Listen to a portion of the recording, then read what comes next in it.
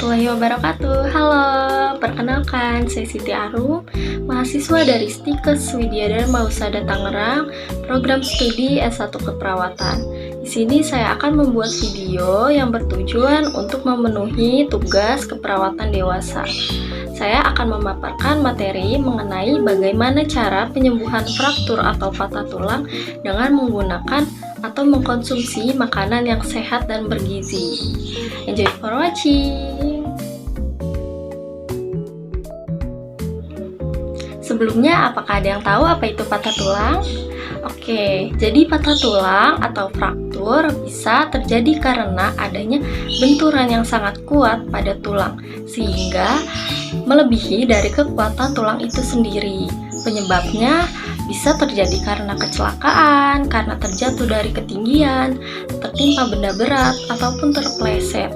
Nah, jika tulang mengalami cedera atau patah, maka akan merusak jaringan-jaringan di sekitarnya atau pembuluh darah hingga bisa menyebabkan perdarahan hebat, tergantung dari tingkat keparahan dan penyebabnya juga. Penyebab-penyebab patah tulang terbagi menjadi 3. Yang pertama karena trauma langsung, trauma tidak langsung, dan kondisi patologis. Pada trauma langsung, benturan yang terjadi mengenai tulang sehingga menyebabkan fraktur atau patah tulang pada titik tersebut. Sedangkan trauma yang tidak langsung, benturan yang terjadi dengan terjadinya fraktur, titiknya berbeda atau berjauhan. Sedangkan untuk kondisi patologis terjadi karena suatu penyakit. Contohnya karena penyakit osteoporosis. Mengapa? Karena pada osteoporosis terjadi penurunan kepadatan tulang dan terjadi pengeroposan tulang sehingga memicu terjadinya patah tulang di kemudian hari. Ada jenis fraktur atau patah tulang, yaitu ada patah tulang tertutup dan patah tulang terbuka. Apa sih perbedaannya? Untuk patah tulang tertutup, yaitu patah tulang yang terjadi tetapi tidak menimbulkan luka robek ataupun tonjolan tulang hingga keluar kulit. Namun, pada patah tulang tertutup bisa menimbulkan memar atau bengkak. Sedangkan untuk fraktur atau patah tulang terbuka, yaitu terjadinya robekan pada kulit sehingga membuat tulang menembus jaringan kulit dan menonjol keluar, sehingga bisa menyebabkan kerusakan pada jaringan di sekitarnya atau kerusakan pembuluh darah hingga membuat terjadinya perdarahan hebat, tergantung dari tingkat keparahannya masing-masing. Lalu untuk fraktur atau patah tulang terbuka terbagi menjadi 3 derajat. Derajat yang pertama yaitu adanya luka pada kulit yang kurang dari 1 cm dan lukanya terlihat bersih. Kontaminasinya juga minimal, yaitu resiko infeksinya sedikit. Selanjutnya untuk derajat yang kedua, terdapat luka robek yang lebih dari 1 cm tanpa adanya kerusakan jaringan serta kontaminasinya sedang. Lalu untuk derajat ketiga, luka robeknya sudah lebih dari 6 cm, terdapat kerusakan pada jaringan lunak seperti saraf dan tendon. Kontaminasinya sangat berat karena adanya luka robek yang cukup lebar sehingga membuat resiko infeksinya semakin tinggi. Lalu kapan sih penderita patah tulang tersebut bisa dinyatakan sembuh? Nah, penderita patah tulang baru bisa dinyatakan sembuh apabila tulang yang mengalami patah tersebut sudah tersambung kembali atau setelah garis-garis patahan tersebut sudah hilang. Namun, dalam hal ini hanya dokter yang bisa menyatakan penderita patah tulang tersebut sudah sembuh total atau belum. Sebab kasus patah tulang yang dialami setiap orang bisa berbeda-beda dan masa penyembuhannya juga berbeda-beda. Lalu memerlukan waktu berapa lama untuk penderita patah tulang bisa beraktivitas kembali?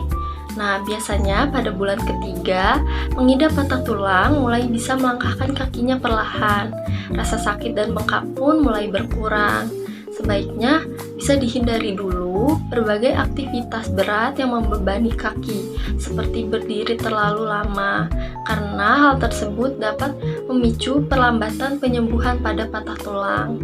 Lalu memasuki bulan keempat dan kelima, sebaiknya jangan melakukan aktivitas fisik yang terlalu berat ataupun berlebihan meskipun sudah dinyatakan sembuh. Tulang yang patah masih rapuh dan bisa menyebabkan tulang tersebut mengalami keparahan atau kerusakan patah tulang lagi.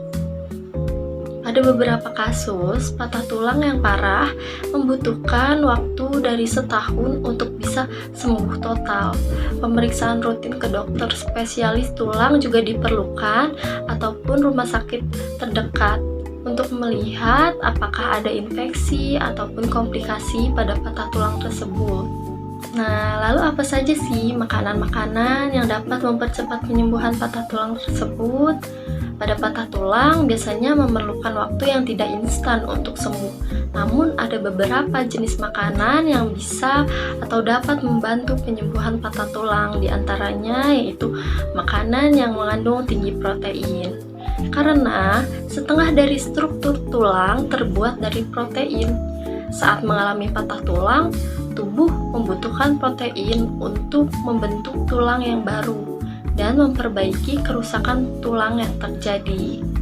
Apa saja sih jenis makanannya? Di antaranya yaitu ada daging, ada susu, ikan, keju, ataupun biji-bijian.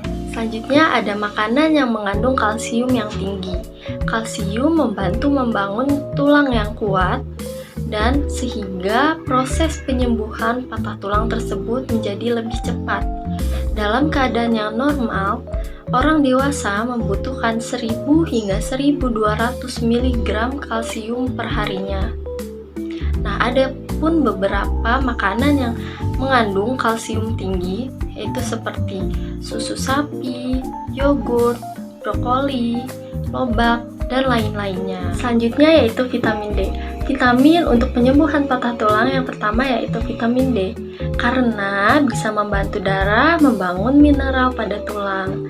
Adapun cara untuk mendukung produksi vitamin D secara alami, seperti berjemur setiap pagi di bawah sinar matahari dengan durasi tidak lebih dari 15 menit per harinya. Adapun makanan-makanannya seperti kuning telur, minyak ikan kod, susu, yogurt, jus jeruk murni, dan masih banyak lagi. Selanjutnya ada vitamin C. Vitamin C juga merupakan vitamin untuk penyembuhan patah tulang yang penting. Vitamin ini membantu tubuh membuat kolagen yang dibutuhkan untuk terbentuknya tulang yang baru. Sumber vitamin C juga bisa terdapat dari buah jeruk, kiwi, beri, tomat, ataupun sayuran seperti sayuran hijau. Nah, selanjutnya ada makanan yang mengandung zat besi. Selain vitamin C, zat besi juga membantu tubuh memproduksi oksigen dan kolagen untuk membangun tulang yang baru. Karena itu, penderita anemia akan mengalami proses penyembuhan patah tulang relatif lebih lama dari orang yang tidak mengalami anemia. Adapun makanan untuk patah tulang yang bersumber zat besi antara lain seperti daging merah, daging ayam atau kalkun, telur, buah kering, roti gandum, maupun sereal, dan masih banyak lagi. Selanjutnya ada kacang-kacangan. Selain sebagai sumber protein, kacang-kacangan juga mengandung magnesium yang bisa membantu penyembuhan tulang lebih cepat. Kacang kedelai ataupun kacang hitam atau kacang tanah yang bisa dikonsumsi secara teratur untuk penyembuhan patah tulang. Lalu yang terakhir, seperti yang dibilang tadi, ada sayuran hijau untuk mempercepat penyembuhan patah tulang. Sayuran hijau yang dimaksud yaitu seperti brokoli, bayam, buncis, atau asparagus dan sayuran hijau lainnya. Karena sayuran hijau ini menjadi sumber vitamin K yang baik untuk penyembuhan tulang. Lalu, kandungan kalium yang tinggi juga terdapat di dalam sayuran hijau yang bisa membantu menyembuhkan patah tulang lebih cepat. Oke guys, semua materinya sudah saya sampaikan. Semoga bisa dimengerti dan semoga bisa bermanfaat untuk kalian semua. Kurang lebihnya mohon maaf. Assalamualaikum warahmatullahi wabarakatuh. Dadah. Jangan lupa like, comment, and subscribe.